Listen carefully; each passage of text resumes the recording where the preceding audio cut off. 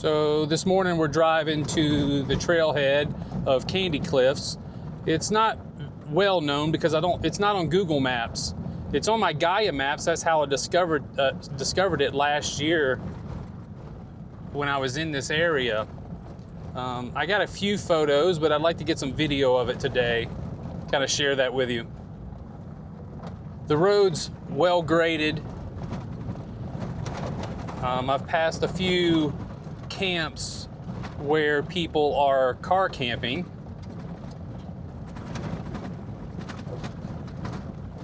There's a little bit of washboard, not bad.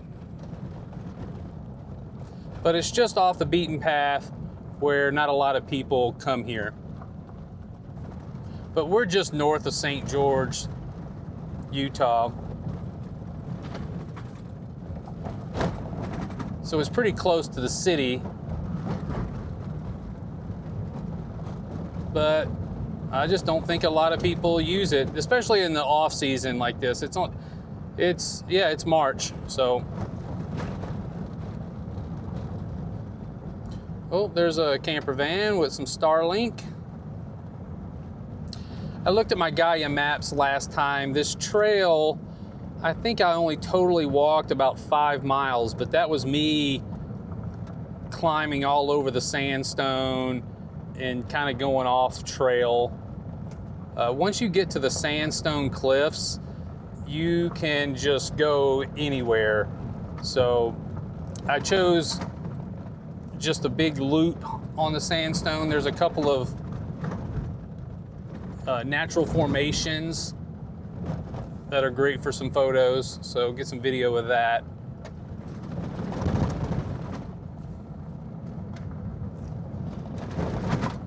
So we're going down in elevation quite a bit. So on the way up, it's going to be chug, chug, chug. I think I can. I believe there's like a Yankee Doodle Canyon. I think I just passed that. There's a Yant Flats in the area as well. This road's really only one lane, so I'm gonna have to let this guy pass. He's weaving through all the limbs.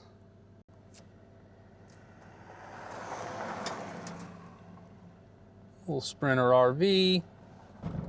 Today's a Saturday, that's why I went ahead and pitched my tent, my pop-up, left my chair out so nobody will take my camp while I'm hiking today. So there'll probably be a lot more people visiting this area. Weather's really nice.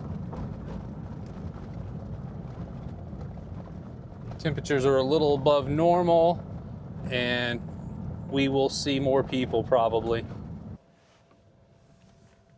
Here we are. We just got to the Candy Cliffs trailhead.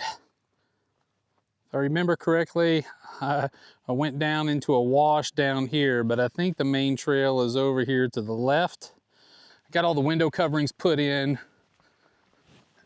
so it kind of keeps the heat out of the car. Let's make sure everything is good. Okay. All right, let's start heading to the trail. The sun's really low, so I went ahead and put some sunscreen all over my face. Got my hood up. Hopefully we can stay protected today. It's kind of a short hike. Let's see, it looks like there's a sign in. Here, do not walk on the biocrust. Looks like 2 people signed in yesterday, nobody signed in today. Looks like I'm maybe the first one out here today. I remember it being a little sandy the closer we get to the sandstone, but it looks a little damp, so hopefully this moisture may compact it down a little. I like to get out here in the morning when the sun's low, creates all these shadows. It's really nice. I either need to get a chest mount for the camera or some kind of a shoulder strap. Usually I have a lumbar waist pack. Most of my hikes are only a few hours tops, you know, 5-7 miles. And they're usually on pretty populated trails. You know, I have my first aid kit, got water, got a light, I got a blanket. So I got all the basics you need. You know, ability to start a fire. So I think, you know, you have all the tinnies.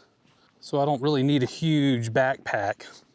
But now that I'm filming, videoing, I think I may need a backpack now to carry my gear. That's what I got this string right here. This is for my tripod. So we'll see here in the next few weeks if I get me a backpack. I have a backpack, it's just not a very good one. I really like how the packs, oop, what is this? Looks like some animal scat, some type of animal scat. I don't know what it is, but it's definitely an animal and not a dog. Got to learn my scat. I think that's the title of my video is going to be Scat, Scat, Scat. Sometimes things are only funny to you. I find that pretty funny. Yeah, if I can get this camera on a backpack strap, that'd be great. I think that's the way to go. So when I think REI is going to have a sale here pretty soon. I'm going to look at it, getting a backpack and then getting something I can attach this camera. I'm using a Action 5 Pro. I like it because it can get wet, so I can take it on my kayak. So this summer or this spring, we'll start taking some trips. And right now I only have a whitewater inflatable kayak. But I'm looking to get something for a little more for flat water or for the bays when I go down south, down to the coast, down to Florida. I want to be able to have an inflatable kayak. What do I want to get? I want to get a Hobie iTrek 9. That way I can fit it up in my topper, my cargo carrier, and I can carry that as I travel down south and have access to a lot of water. So that's my next big purchase for this year is another inflatable kayak. Having that car, it's kind of difficult for me to have hard shell kayaks. If I remember correctly, this may be only like a 30-45 minute hike. But once you get to the sand, you just gotta, it's just slow go. It's just beautiful out here. This is a look behind me.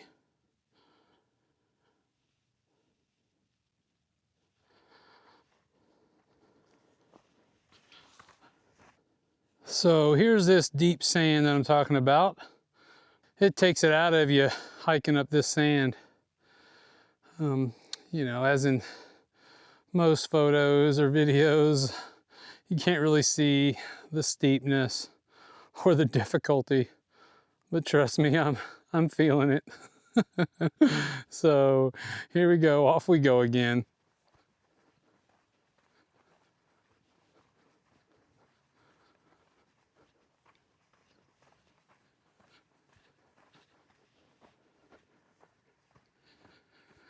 Gotta take small baby steps. So we made it to the top. Let's go explore.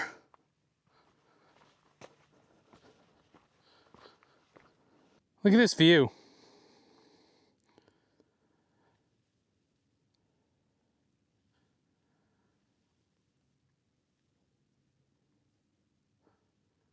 This sandstone, whoa, look, here we go. You can see why they call it Candy Cliffs. You get all these striations.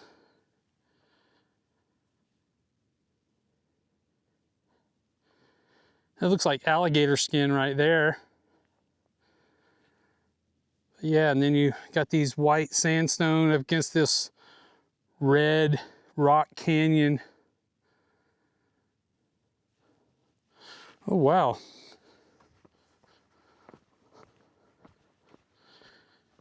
If you haven't been out here in southern Utah, there's a lot to be seen, and you don't have to be at Zion's National Park either. So I remember hiking down over here as well.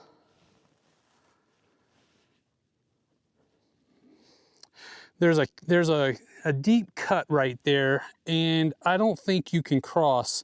That's why we have to take a trail up top up here to get over to that peak over there.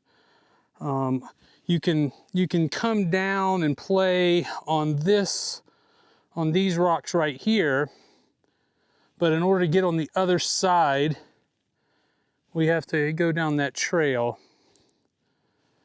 So man, that's beautiful. So let's go try to find that trail. Let's get over on that other side. But yeah, you can see these striations.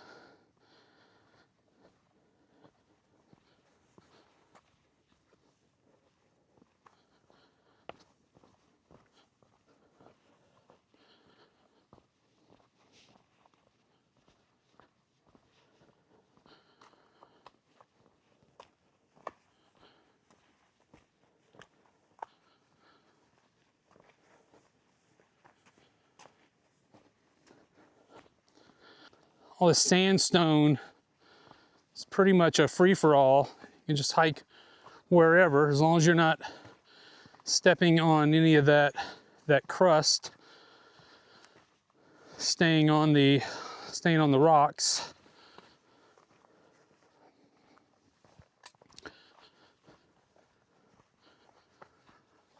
I remember finding this trail was a little difficult. You just have to stick on some paths that have already been walked upon. All right, I think we found the path. I hope. Things are definitely not marked around here. Few people know about this other section over here. But yeah, most people you can be satisfied with just that viewpoint we had there. But if you go a little further, there's more treat, more candy. Here's where we're gonna be hiking. Gets a little gnarly over here to the right.